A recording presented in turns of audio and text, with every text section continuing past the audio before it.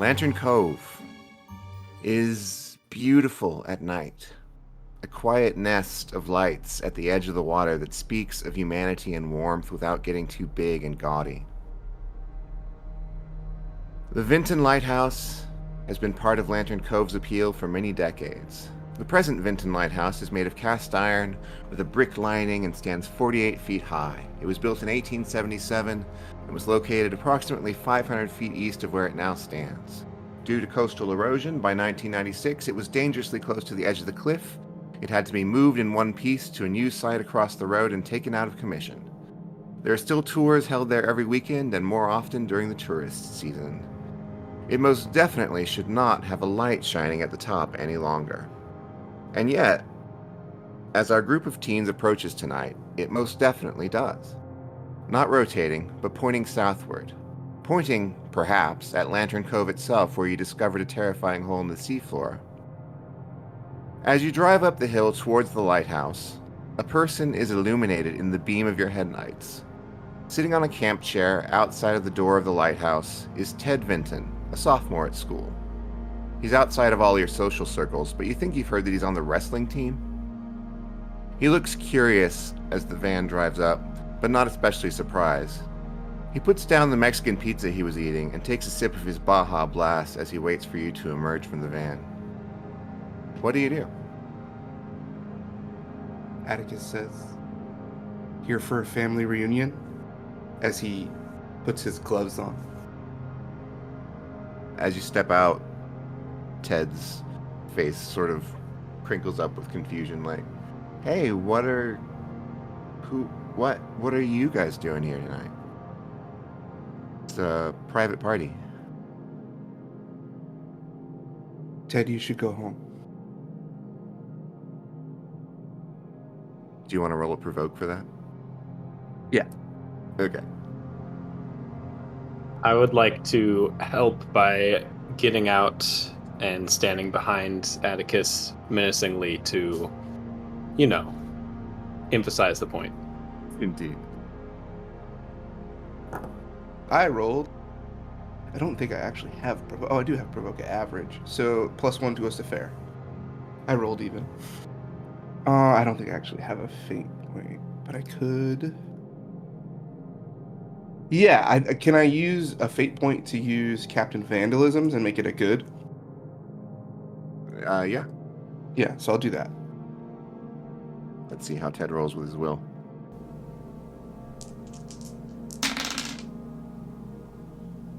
Ted stands up from his chair, looking hesitant but resolved, and says, I'm supposed to be here, and you guys aren't. I think you need to go home." Ted, you can get out of the way or you'll be moved. At that, his eyes widen, and he pulls up his phone, and he starts. I'm going to immediately run up and try and take it from his hand. All right, that is a contested athletics roll. And as Chris goes high, I'm going to go low. Okay.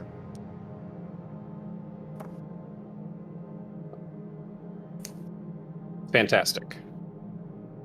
Okay, well, he got a great, but that's not as good as fantastic for sure. He attempts to pull away, but you grab his phone out of his hand. You can see that he was starting to text someone saying, "There are some," and that was how far he got.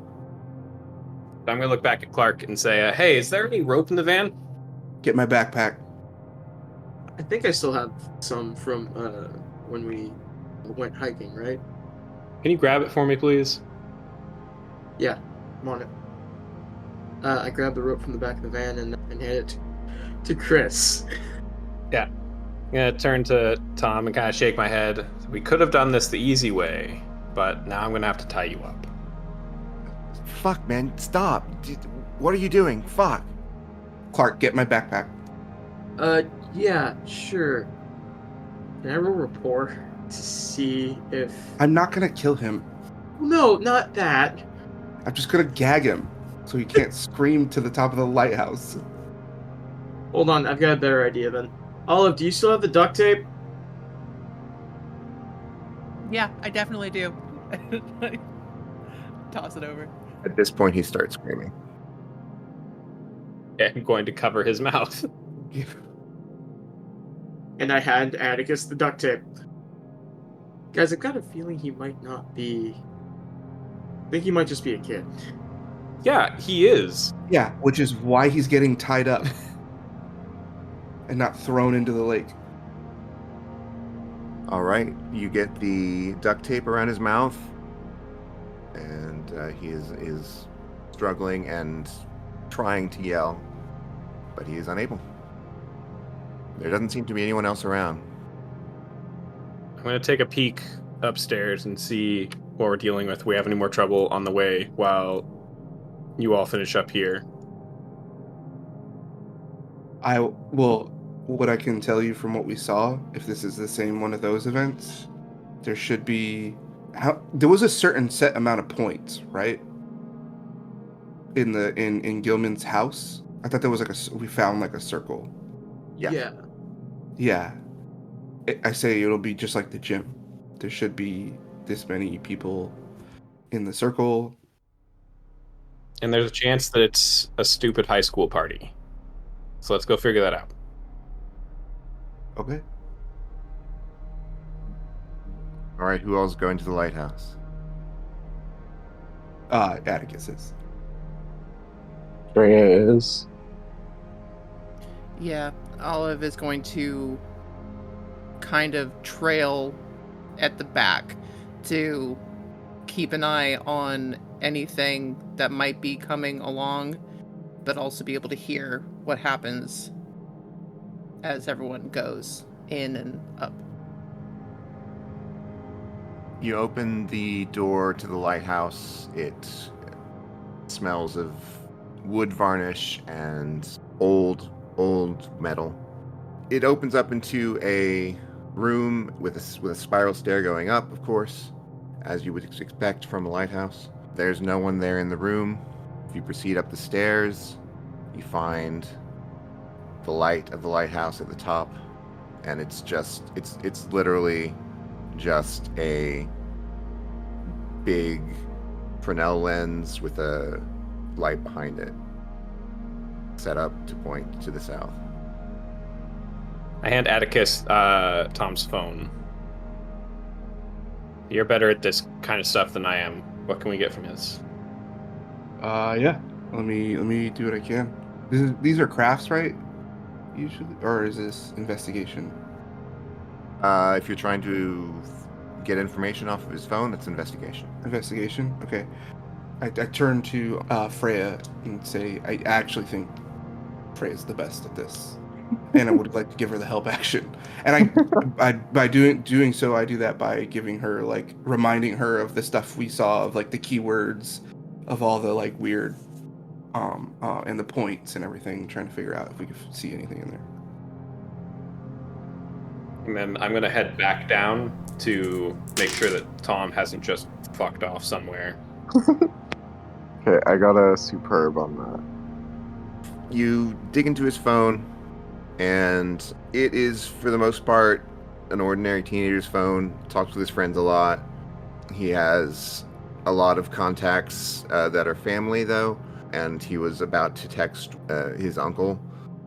You see the same sort of keywords occasionally, where it's like talking about grandfather or talking about reunions and stuff like that, but not nearly to the extent that you saw in Principal Gilman's phone. Okay.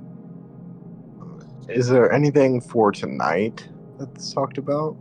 Yes, there was an emergency meeting set up tonight. It doesn't say where, it doesn't say when.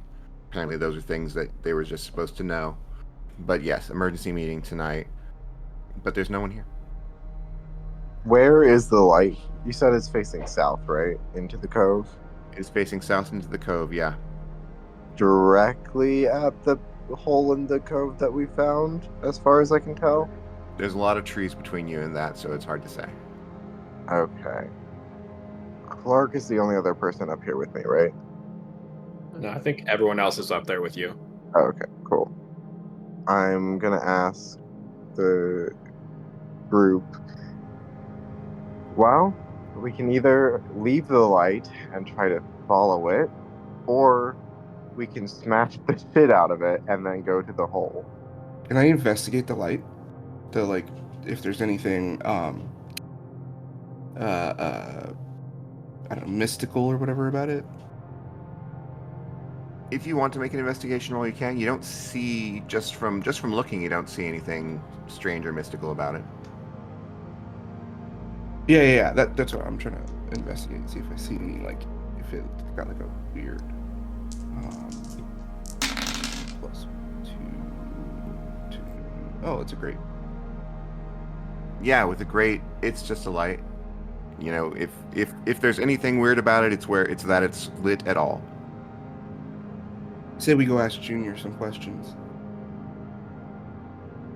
Is there, as we head back down and to go out, is there any indication that there would be some kind of underground aspect? Like, I mean, it wouldn't make sense necessarily, but does it look like there's any, like, doors, anything that could lead down? There are no apparent like trapdoors or anything like that. You do know from the pictures that were found at Principal Gilman's house that there is apparently some sort of cave or something on the rocks below. Like you would have to go down to the edge of the water and go into a cave there. Yeah, he was gonna scream. So the light pointing as we look sort of for any trapdoor really quickly, I say he was gonna scream, so that means people are nearby. Wasn't just guarding the light. So we probably shouldn't turn off the light because that would probably alert somebody. Yeah. Okay. I think we should go talk to him. Before we get out of the lighthouse, I turn to everybody and I say, I am in not the best place. But I need you to trust me in order for us to get what we need done. And I think everybody here knows I say stuff that I don't always mean. I'm sorry I read the room wrong. Nope, we're all good. And I give Clark a very big hug. All right. You head back down to where Ted is sprawled on the ground, tied up and gagged with duct tape. He is squirming and attempting to get out. I think I'm sitting on him Okay. when the rest of the group gets back down. Lovely. He doesn't like that. Hey guys, maybe let's put him in the van. Atticus comes up and he kneels by him and he says, we know what you are. We know what your families are trying to do. And we know what happened to Gilman. I also know that enough stress will turn you into what you really are. And so we'll pinpoint those if you don't tell the truth, and then I'll rip your gills from your fucking face. I'm gonna remove this tape, and you're not gonna scream. And I won't rip your gills off. Is that a deal? You can nod your head. He nods his head. And with his gloves still on, a small bit of brass gleaming in the moon, he pulls the tape from his face. He screams. Right into an attack using what is it called? Personalized weapon engineering. It's been so long. I want to try to stop the attack, but also we need to get his mouth covered. All right, so you want to stop the attack? What kind of attack is it? Are you punching him in the mouth? What is it? Yep. I guess I'm going to focus on trying to cover his mouth. All right, so he's screaming. Atticus is punching. Freya is trying to stop it, and Chris is sitting on him and trying to cover his mouth. Okay. Yeah, trying to re-gag. Cool. So we'll do a little opposed roll for the fight. For the attack. So, Okay. Atticus, you'll roll whatever. I don't know if you roll fight for that. What your special thing is. Yeah, it's You roll crafts. Is that what it is? it's crafts because it's personalized weapon engineering. So pick a broad category weapon, brass knuckles. And I created it myself, Mm-hmm. and I can attack with crafts. All right. So you make a crafts roll, and Freya, you'll oppose that with a fight roll. I actually have a pitch. Remembering my stunts exist, I have Star Goalie, which lets me, when someone is attacked physically within my zone, Mm-hmm. to spend a fate point to redirect that attack to me. I think I see Freya going to try and stop this, and has kind of the same goal as Chris. That if Freya can handle the re-gagging, I can take Atticus's hit. Yeah. That works. Okay, and I'll roll fight, and I get a +1 to it. All right, Atticus, roll your crafts. Seeing Chris do that, I will quickly shift to gagging. I also got a superb. So the result of this, Ted's mouth is covered back up. Ted is not harmed, and I believe he is, however, scared as hell.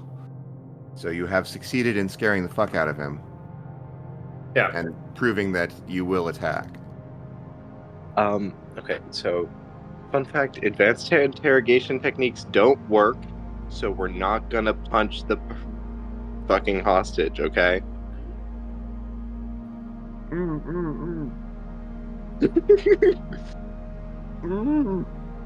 Now, you've already proven that we can't ungag you, so it's just yes or no questions for now. Can y'all give me a... Wait, hold on. I'm not very good at this. I'm gonna be like, okay, Olive, I'm gonna leave you here, and the rest of us are gonna go outside, and I'm going to just... Hard no. I'm not leaving Olive alone here. Olive, you can handle yourself, right? He's tied up, you're fine, right? This isn't a negotiation, Freya. I'm not leaving. Atticus walks out. I'm fine not talking, but I'm not leaving. Right, that's up to Olive, but everyone else gets out. I'm happy to have a conversation. Alright, so I'm gonna pull Clark out if he's not already leaving. When Freya and Clark leave, they see Atticus running towards the cave. For fuck's sake. He starts bolting after him. Oh, motherfucker. And Freya will run after. Cool. What you doing with Ted? Olive definitely goes and kind of crouches next to him in her very non-confrontational, in the most non-confrontational, gentle, hi, I'm just a nice nerd kind of way that she is.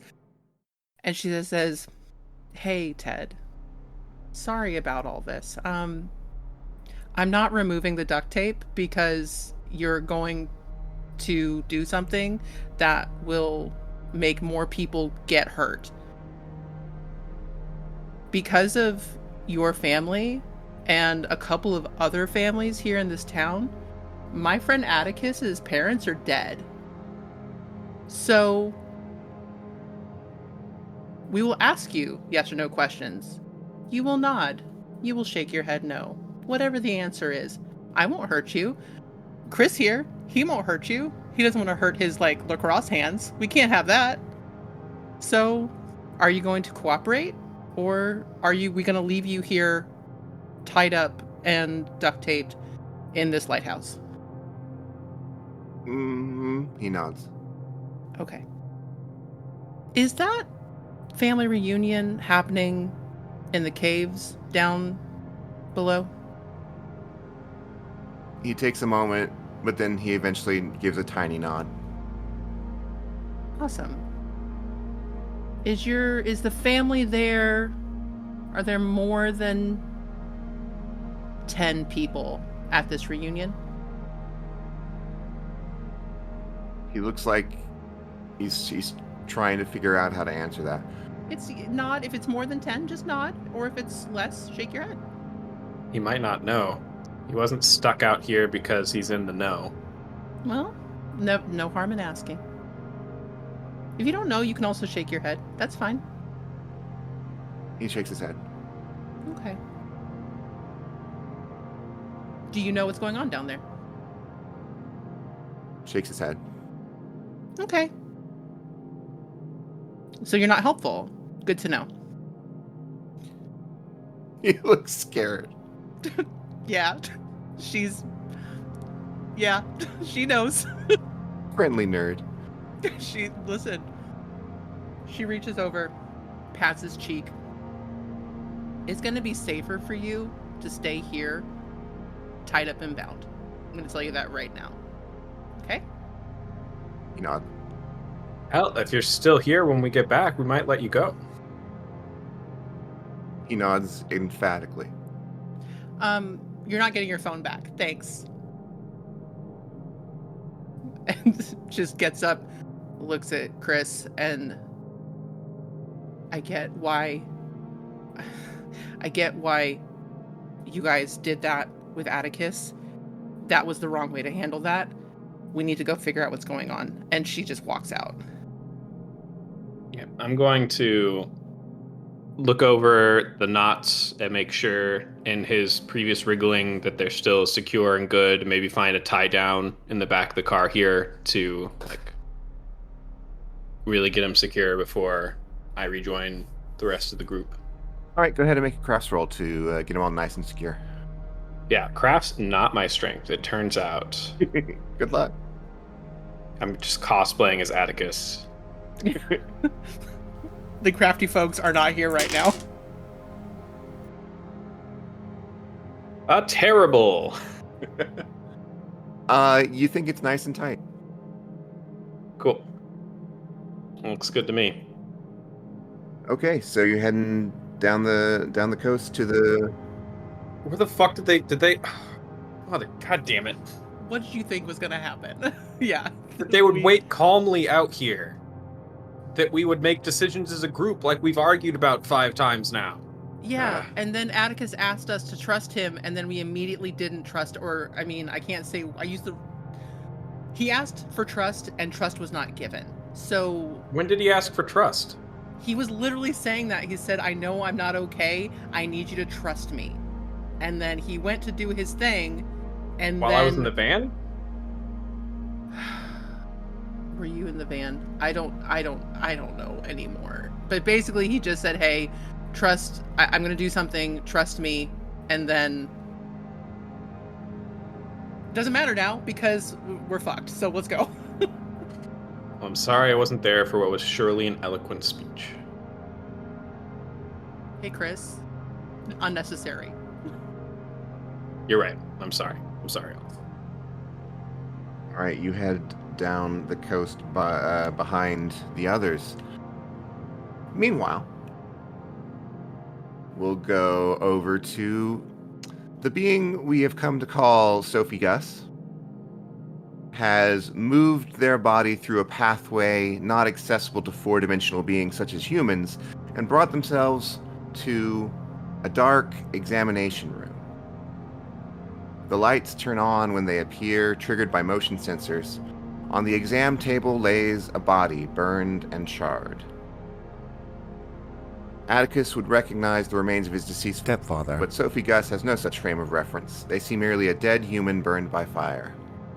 Outside the door, there is a heated discussion going on in the hallway that Sophie Gus can just overhear. A woman saying, Chief, if you're saying what I think you're saying, I think you know exactly what I'm saying, Lieutenant Fairchild. We don't need to trouble the public with unnecessary speculation about this tragic accident. How dare you call my work speculation? Jessica and Christopher Anderson were shot In one case, we have the bullet, for God's sake. This isn't some sort of hypothetical. This is murder. You're taking in the boy, right? That's very kind of you after a tragic accident. I'm sure you don't want anything to get in the way of that. Holy shit, Chief, are you blackmailing me? The kid lost his parents, Fairchild. He doesn't need any more stress. Kids that get dropped in the system, they get lost. It's a tough life. You don't want that for him. Why, Chief? Why would you do this? I'm just passing on information is all. I'll see you tomorrow, Fairchild.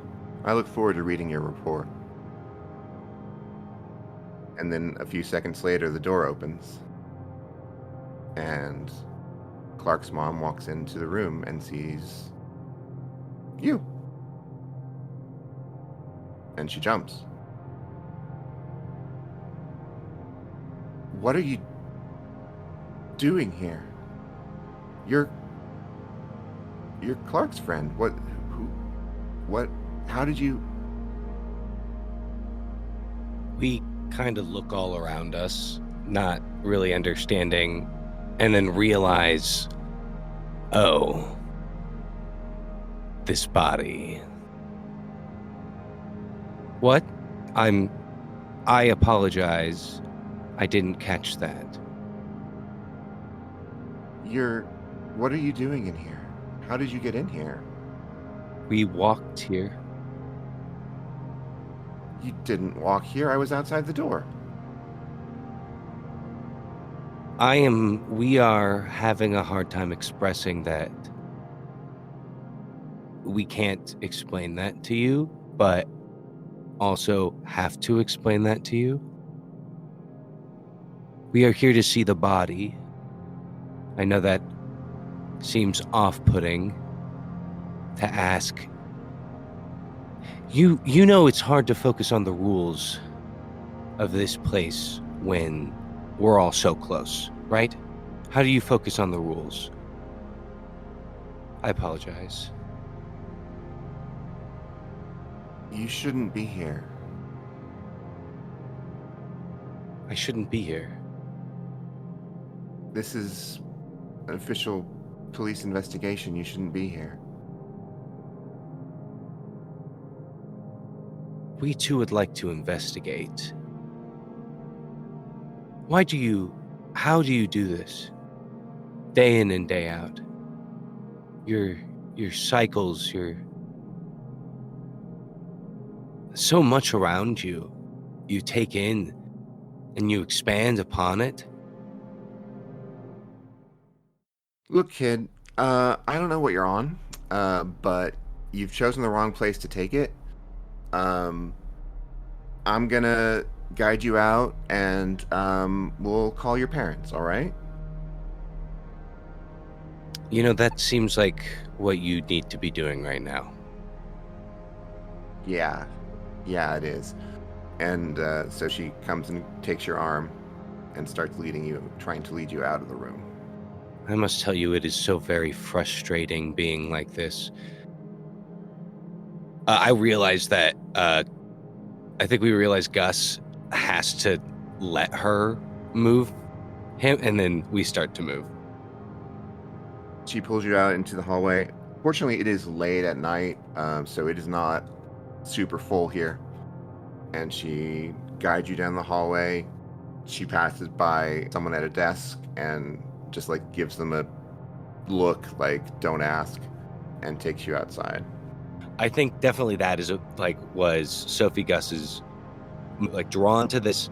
This is what needs to be done to kind of figure out why, but is now kind of realizing that searching for things and investigating things isn't what they were meant to do here. There was something that they were meant to do here, and I think that they're just that. It's I think it's settling in, but I don't think it's settled yet. So I think having this conversation and being let out, Sophie Gus is very much trying to get back on track. It's almost like if we all told each other our plans, maybe we could come up with, that's dumb. I'm here to destroy this place. Let me see, what is the closest summon? Do I even know where the closest summoning is for these deep ones? They've never, other than the one that you were summoned in, you've never seen any of them. And that was 50 years ago, and you don't remember it well at all because you were still learning how to become a person then. I think all of this has been Sophie Gus just standing, looking in the distance, ignoring everything that is being said to us. And then finally, Sophie Gus turns. Can you call your son? Is there something the matter? She pulls out her phone. There is a lot a matter. In fact, it seems like you're trying to stop things from happening here. Maybe you can... It's complicated. And I think Sophie Gus is going to try to lie. Oh. And we're going to say, I just missed my friends, and I would like to hang out with them, please. Oh, it feels weird to say that. Yes. But they are words that came out of our mouths, so they must mean something. And to be fair, that's as awkward as Gus actually is. Okay. She looks confused, but is worried enough for her son that she will go ahead and make the call. So the question is, Clark, do you have your phone on? The ringer? Is the ringer on? The phone is probably on me. The ringer is probably off, but it's set to vibrate. Right. But would I get reception in the cave is the question. Right. So where you're at, I'm going to say that you do not get good reception. So she puts the phone up to her ear and waits and waits. And she says, he's not answering. Is there something that I should know? Is there a trouble? Yes. You have to tell me what's going on. I mean,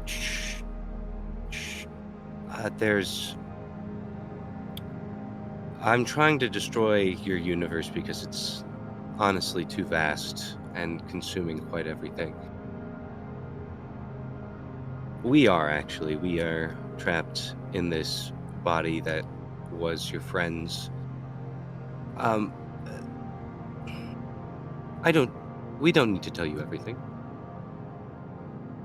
I think you do need to tell me everything. I think you need to tell me absolutely everything that's going on, and then I will take care of things and make things better. How long have I been talking to her? Well, you're not sure how long you were sort of spaced out there as you were thinking, but you've been talking to her for at least a few minutes. So I have a stunt called The Truth of Who You Are. So every 2 minutes of conversation you have with someone reveals one of their aspects. However, every 2 aspects I learn, I reveal one of my own to that person and anyone listening. Okay. You learn that Clark's mom is determined and very sharply interested in making everything better. And you learn that she feels trapped in her job. And then she will learn my trouble stuff. So describe to me what that means to her. I think she sees Gus trying so hard to say the right thing, do the right thing, move the right way, make their way in this place, but is just not able to find purchase and keeps stumbling and falling backwards. I think definitely sees somebody searching them for a way out, and sees us clock that they are there to help make things better. And I am going to... It is a weird thing because these mortals, they will take the truth and make it a lie unless it sticks to them in a way that they can't do that. It's annoying and it's against everything in our nature to do this, but we're going to try to explain it to this person. And Sophie Gus just opens their mouth, and I have the stunt parrot, so I can perfectly repeat anything I've heard in the last hour or so, and I've been walking. So out of Sophie Gus's mouth is the cacophony of ambient noise and everything that we heard on the way to where we are now. Even the moments of the conversation that we had just had. You open your mouth and sounds start coming out, and she is very confused at first, and starts to interrupt you, but then you start repeating the conversation that you overheard, and she puts her hand over her mouth. Look. And she looks completely out of her depth right now. She looks like she has no idea what to say, no idea what to do, but she's distressed. We have a drive to protect your son and his friends. I believe they need your help.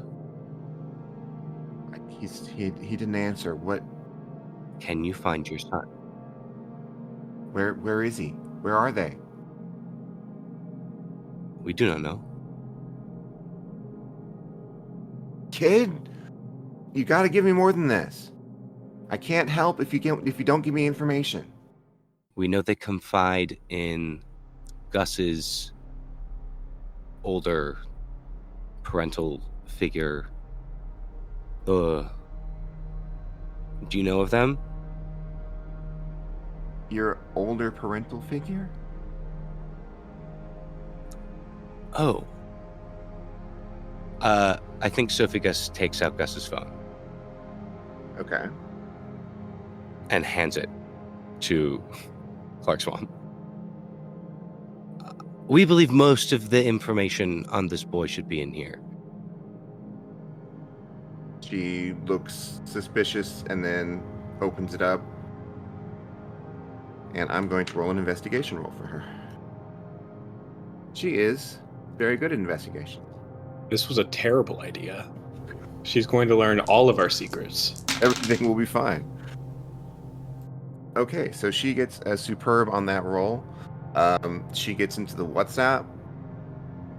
On the plus side, Gus was the most worried about this exact thing happening. Gus turned himself into the feds? Wow. What a twist. Full circle. Fuck. And she gets into it and what the hell is... Hey, go home. You're not safe. Things are happening that I don't fully understand. And I'm gonna have to do something about it. And you should go home. What was your name again? Jessica Fairchild. Jessica Fairchild. We are the entity known as Sophie Scott. We have been tasked and summoned to destroy your universe because you are taking up too much space and trying to encroach upon ours. If we do not act, everything shall be destroyed, including you, including your daughter, including your son, including your reality, and your murder investigations. Will you help me decide if this is a good idea or not. It's not.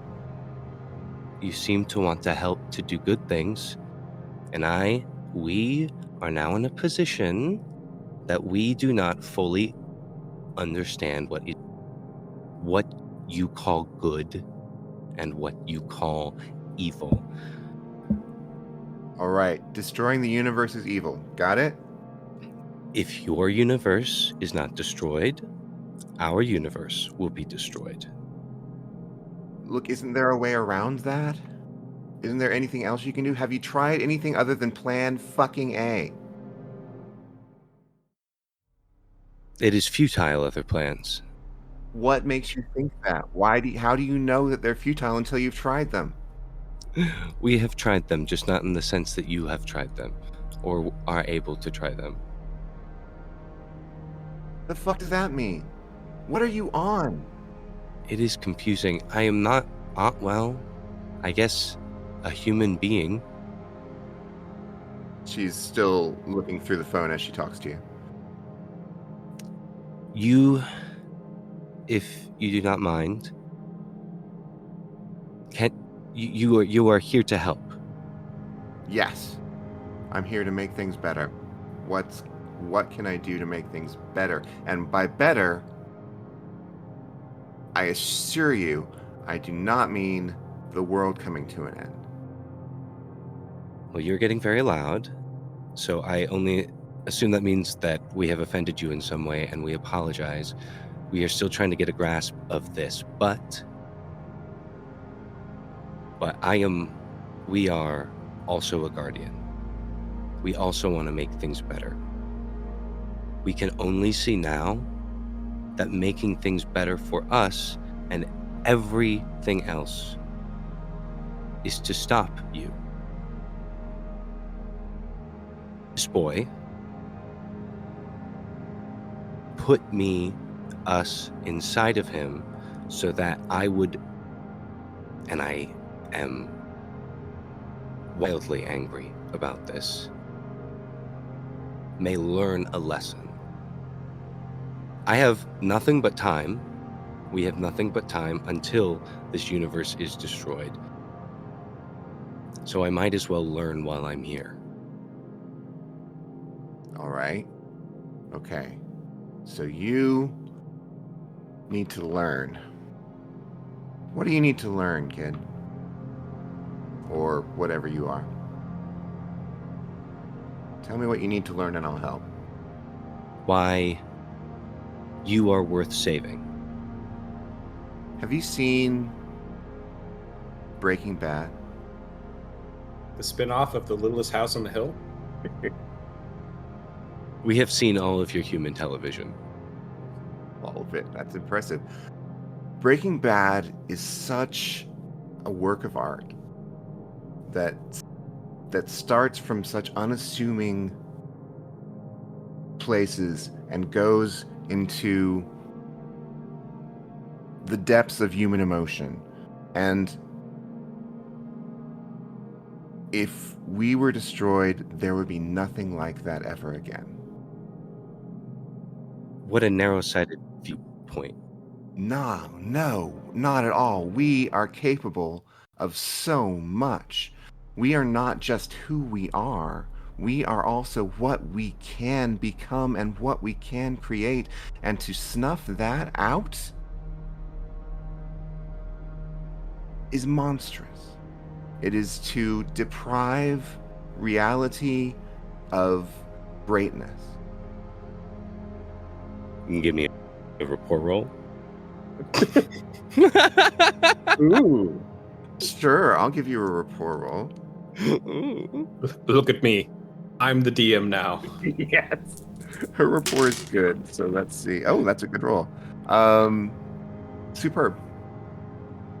Oh, shit. Okay, cool.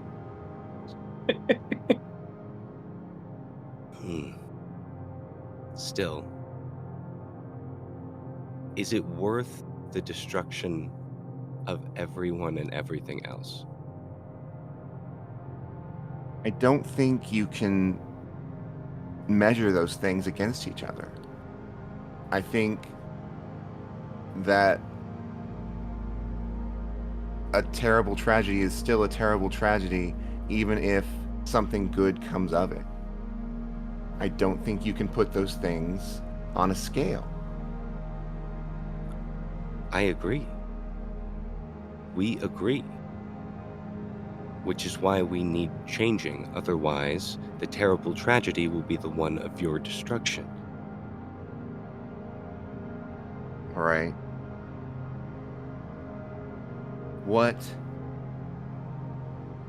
Think about what could change your mind, Sophie Scott.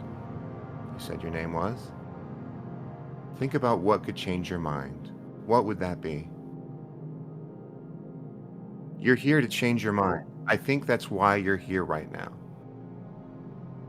Our mind would be changed if we knew that causing harm to this place would not benefit us, would not save us. Do you have suspicions that it would not? I do not have suspicions that it would not. All I have is this. We have this feeling of emptiness in this boy's gut. And it is empty, and it is like it wants to be filled, and it is searching to be filled. And until it is filled, we are unbound, untethered, unconnected, guilty. Well, what you're trying to do is genocide. Guilty is an appropriate feeling. Do you feel guilty?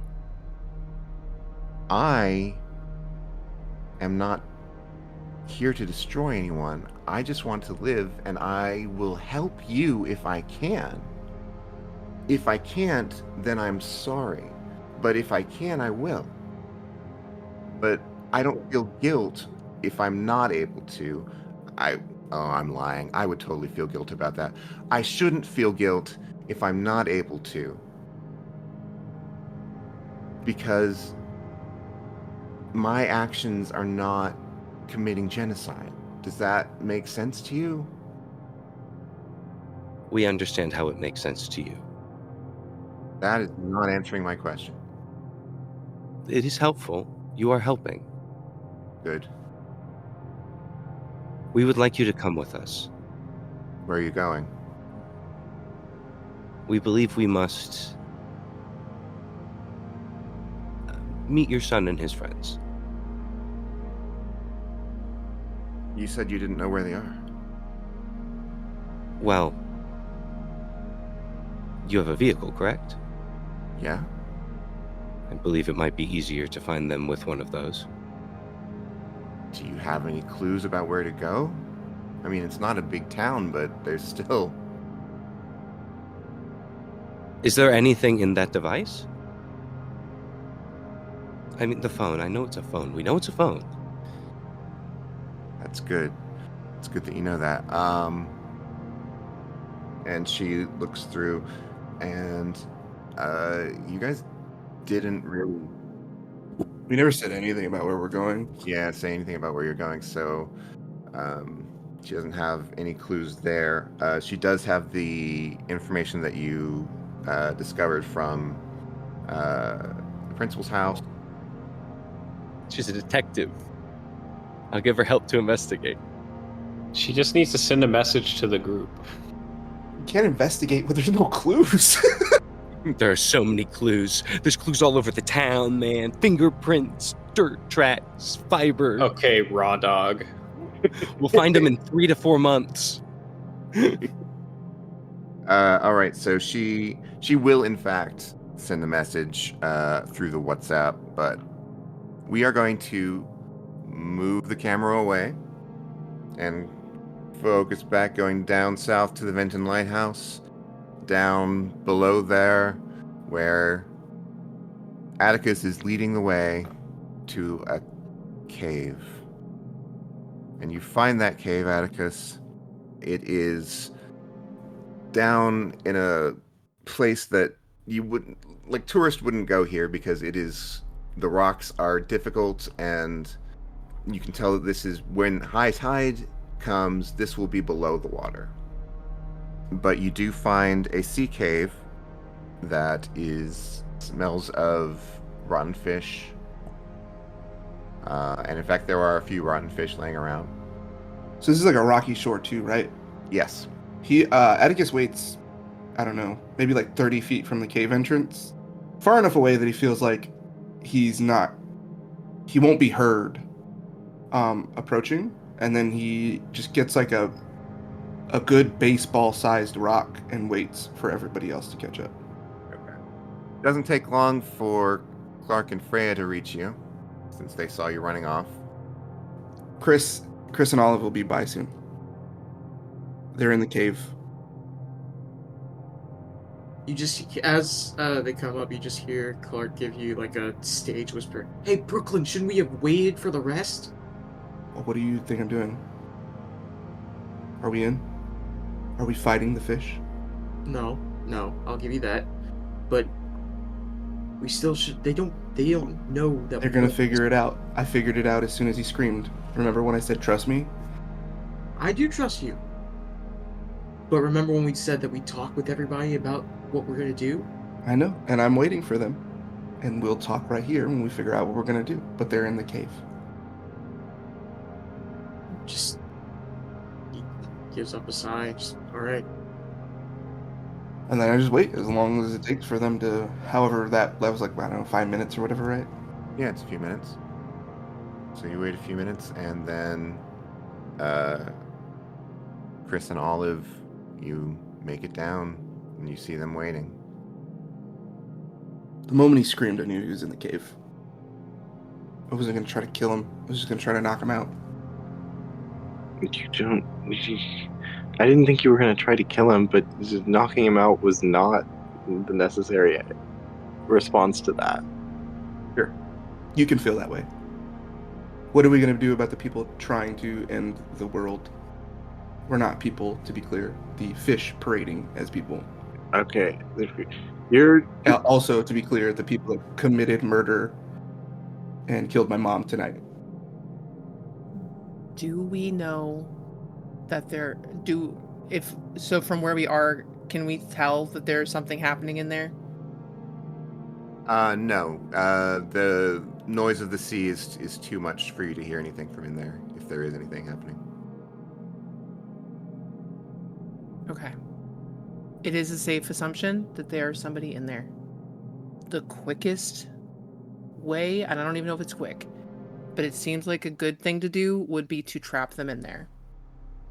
Does anybody have a way to do that? The cave mouth is huge, isn't it? It's pretty big. You could almost get a car in. Yeah, I truly have no idea. I mean, maybe if Gus wasn't a weird alien thing, he could magic it closed, trap them in a cave, but outside of like a crane or a boat. Can I roll to investigate whether or not there are rocks above the cave mouth, or if it's enough to block off the entrance? Trying to think of what would be a good roll for that. What's engineering in this world? Crafts. Crafts covers so many things in Fate. Yeah, you could. Yeah, sure. You can roll an investigation for that. Sure. Can Atticus roll a crafts? Sure. Damn, I'm rolling like dog shit today. Another even. That's you and me both. Good. 3 blanks and a minus.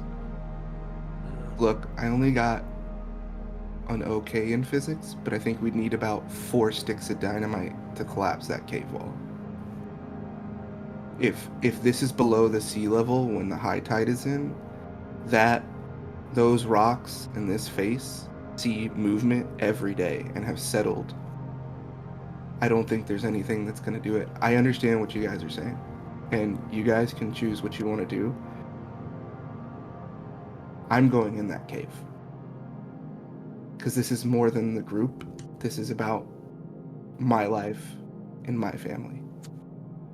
If we go into that cave shooting for a fight, you're gonna die. We're going to die. And that will do nothing. Hey, you don't know that. We can fight. Freya, no. No, just no. We will die. Like, we're going to die. We don't know how many people are in there. Atticus, do you want justice? I don't believe that. I don't believe that. I also don't believe that there's a justice system to be had in this town. Okay, but if you want to die, okay. Perfect. But that's not going to help anything. It will if I take some of them first. I'm going into the cave. And I'm going to take my chances because I don't have much waiting for me outside of this cave. Wow, way to put us all down there, Atticus. It doesn't, guys, we don't have time for this energy, okay? We need to do something. What happened tonight, Atticus, is truly unfathomably awful. But I want to do something about it. I wish Gus was here. God, I don't fucking wish Gus was here. Gus is the reason we're in this fucking mess. So, I think we should go in there and see what we can learn. First and foremost, get information, and then if it seems like we won't all fucking die, great. Let's go for it. I'm in. Before we go in, I would just like to give you my perspective of this. We are Neville Chamberlaining this so bad. This is full outward aggression, and you want to go in with your hands up. I get it. I understand, but you're not. It's not even going into a gunfight with a knife. It's going into a fight with your hands up. No, I want to go in as unnoticed as possible. Okay, let's try. That's what I want to do, and get information, and then attack with some semblance of surprise. Yeah, that's okay. I can agree with that. I thought you were saying let's go in and try to reason with I don't fucking care about care about reasoning with these people. I care about you not dying. I care about my friend not dying tonight when there's something else we can fucking do, and this is all sotto voce, so fucking quiet. Like the most angry whispering ever. All right. I know myself, I'm a little clumsy. I would like to not go in there until we can make noise. Personally, I don't want to be the one who steps on a twig. The sound, the ocean is providing a lot of cover. If you want to wait at the entrance, and those who feel like they are not stealthy enough, sneaky enough, perhaps waiting at the cave. Mm-hmm. And we can, maybe me, Clark, you, Chris, I don't know, you got pretty deft toes. I am reasonably stealthy. I think we try to approach. I agree. I don't want to Last of the Mohicans this, run into gunfire. I was gonna say, you're sounding a lot like you're talking about Neville Chamberlaining. You sound like you're trying to pull a Frank Castle here. Just straight up going in hell and high water for revenge. It's understandable, and I get it. But it's not worth your life, too. There's a future. I do want revenge, but I want to live long enough to see it. Exactly. I think I'm more clear-headed than you're giving me credit for. All of you. I'm ready to go. All right, who all's going into the cave? Me, Olive. Go ahead in. Clark's going in. No way. I'm not. All right, those who are going into the cave, give me a stealth roll.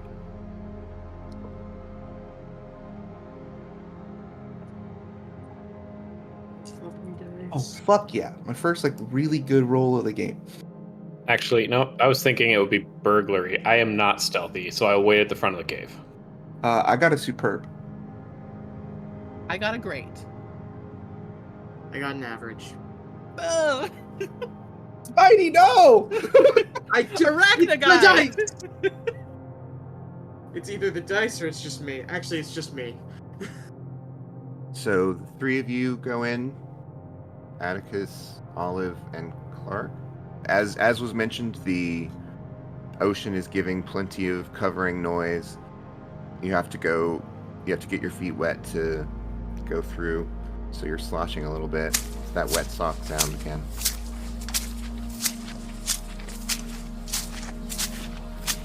Anyway, so you make your way inside, and Clark, I think that what happens to get you a little lower than everyone else is that you feel the buzz in your pocket of your phone, and it startles you for a second. But otherwise, creep your way in. The cave goes hundreds of feet in. It's a big cave. So you're not spelunking or anything like that. You're just walking in. There are lots of insects scuttling around. This is not a comfortable place. And as you get in about a couple hundred feet, you find a large chamber in there. And in that chamber, as you peek in, there are fish people. And you've seen one type of fish person. You've seen the type that looks basically like a humanoid with fish features, nasty teeth, hissing, that sort of thing, gurgling. There are more kinds than that here. There are creatures that have octopus tentacles. There are creatures that have fins and flippers. There are creatures that look mostly human except for some sort of weird deformity. And all in all, there are roughly 20. There are a bunch of them at the edges, and you're not sure what they're doing. They're not talking, but they are sort of huddled together. And then in the center, there are 7 of them doing a complicated ritualized dance and chant. Does it look like prom? It does look like prom. It's very similar to prom. Do we see any weapons? Like guns or... No. Not here. In fact, most of them aren't clothed, much less be-weaponed. Atticus just kind of puts his finger over his mouth and signals, to retreat. When we get to the mouth of the cave, he says, there's only 20. 7 of them are doing a chant. I say only 20 because at prom, the ones that were doing anything weren't doing anything. I also have an idea. Clark, do you have a gas can in your van? Yeah. Let's make a giant Molotov cocktail. It worked once. It'll work again.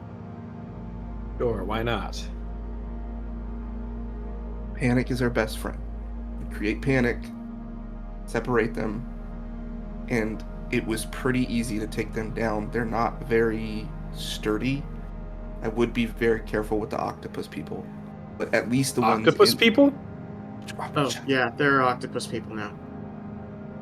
The other thing is the 7 that are in the ritual are going to be, they won't move. At prom, when I was attacking them, they would just watch they wouldn't even watch. They would get struck down next to them and they would be locked in. I think the others are here to stop that. So if we can get through those, cause some panic, maybe take 1 or 2 out, and injure some others with a giant Molotov. That's making assumptions it's the same type of ritual with the same expectations and parameters as the It's not an assumption. one we've seen before.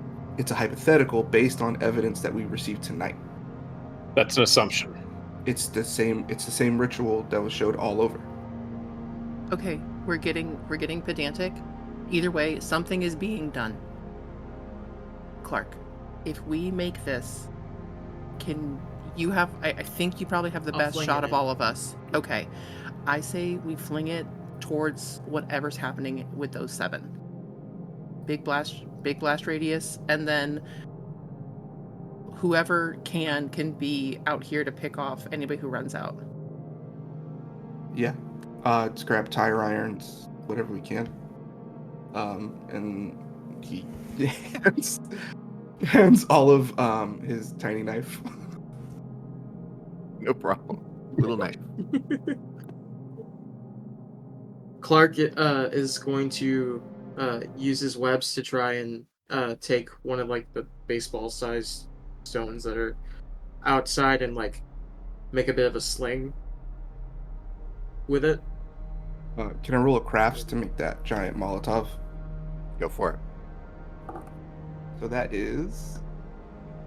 What's 2 above fantastic then? Legendary? It's legendary. Yeah. Okay, yeah, legendary. All right. You have constructed a beautiful thing of destruction. You've become Death Destroyer of Worlds and Fish People. Clark, what are you doing with the stone? I'm going to expend a fate point and try and make kind of like a flail with it. So pretty much wrapping the web around it and making like a bit of a sling, kind of. Okay. All right. So the device of destruction is created. How are you getting it in there? I was just gonna carry it Quietly. with his lighter in his back pocket. I think he took like a shirt. I think the way he used it was like essentially just made a big one, put it through the gas nozzle, put the piece of shirt like ripped off made his shirt what's the word I'm looking for? Where it shows your belly. Crop top. Crop top. Crop top. He made it a crappie. Took that rag off, put it in the nozzle, and it's ready to be lit. Goth kid in a crappie, heading in with the giant Molotov. And right before he heads in, after he cuts the shirt, he's like, also if I can, not to pull a Gus, but I only have 1 shirt now, so I'm gonna need. I just need some clothes. I just realized you just cut up my shirt. It wasn't even your shirt. It wasn't even my shirt. It's a lot cooler now. You could still see the Bane. See the Bane artwork up top. You destroyed Bane. All right. Okay, you creep back in. So I'm going to need another stealth roll from you, Atticus. Well, is Clark going to? Because Clark has a better shoot. Yeah, then I'll need a stealth roll from both of you. Yeah. Great. Please. Good. Okay. That one is just a good. Oh, okay, thank God. Okay, that's better. I'm gonna use. Would Captain Vandalism? Can I reroll or just add +2? I mean, Yeah. Use my second fate point. So then that turns into a superb, right? Plus great and then superb. I've got a great. Great. Okay, so we've got a great and a superb. So you are sneaking back in. You go unheard by the fish people who are focused on their own shit. You get there, you light up the Molotov. Clark, you're gonna hurl it. I'm gonna use another fate point to use Arachnaguy's shoot. All right. And so I'm all out of fate points. And I'm going to throw it out there. Alright. Damn these dice. Okay. So that is going to be a fantastic. The flaming gas can flies into the center of the ritual. It hits the center exactly and smashes onto the ground. Flames dive across the entirety of the chamber, and the screaming begins. The screaming is unnatural and guttural and wet. And are you running back out to the cave mouth, or are you staying and watching what happens? Are there like any papers? Do I see a clear leader? Is there like a command central desk?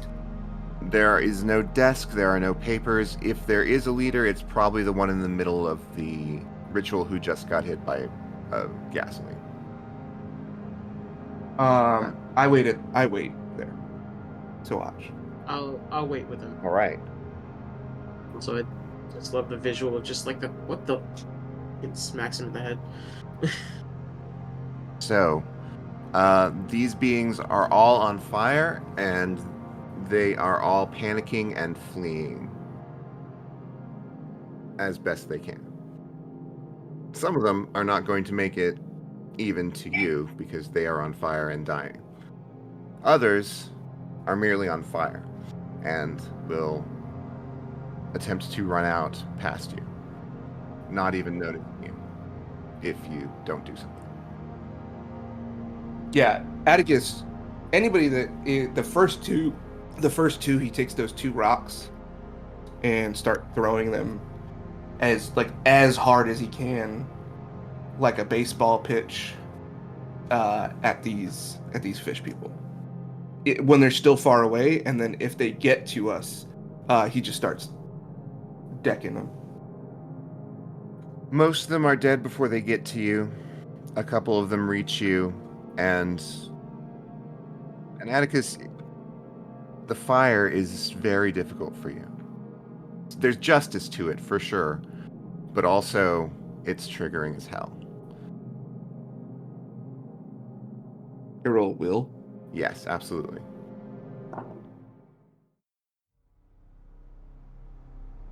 It's great.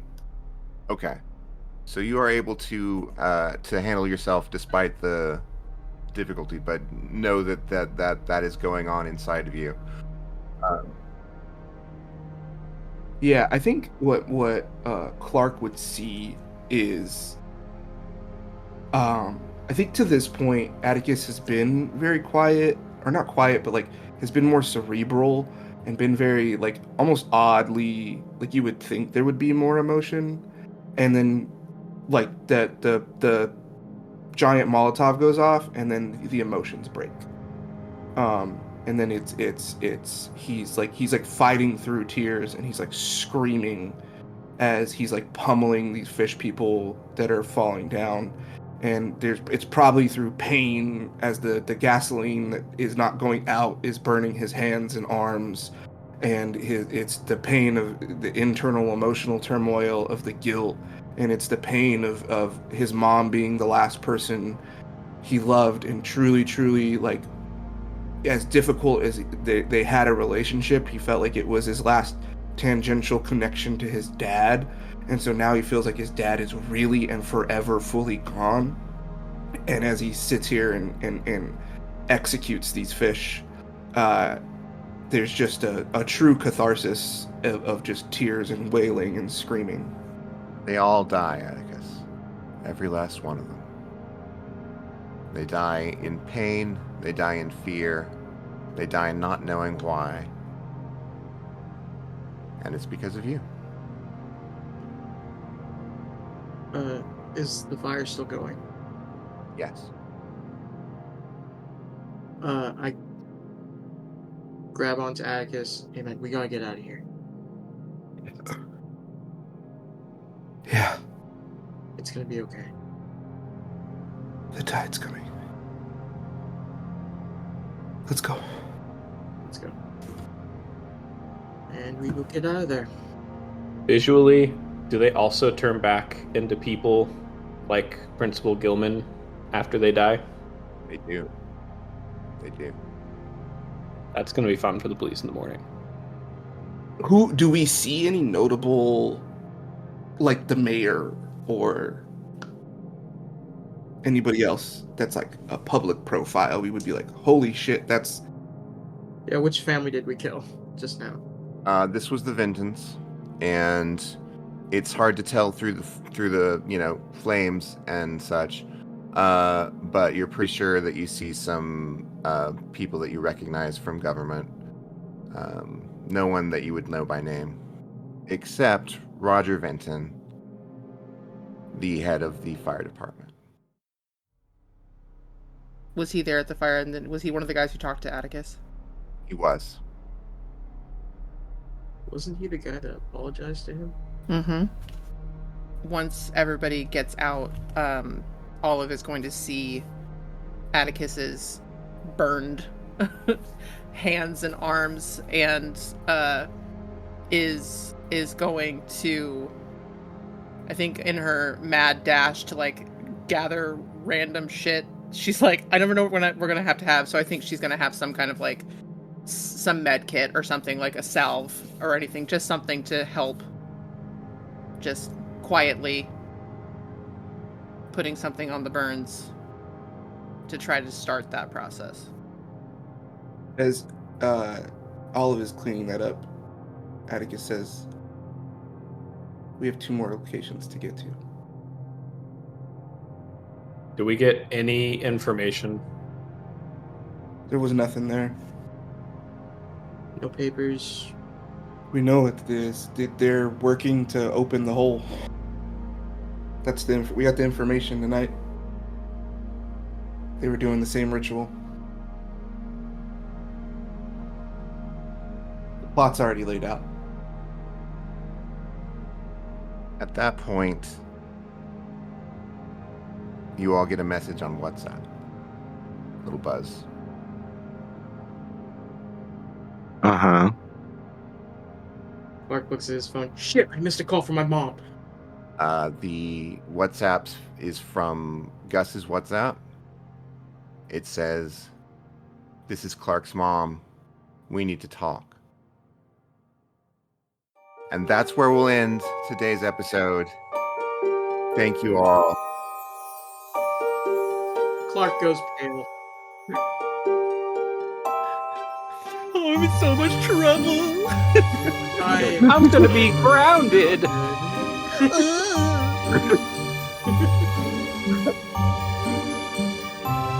Sophie Scott and Clark's mom in a buddy cop film.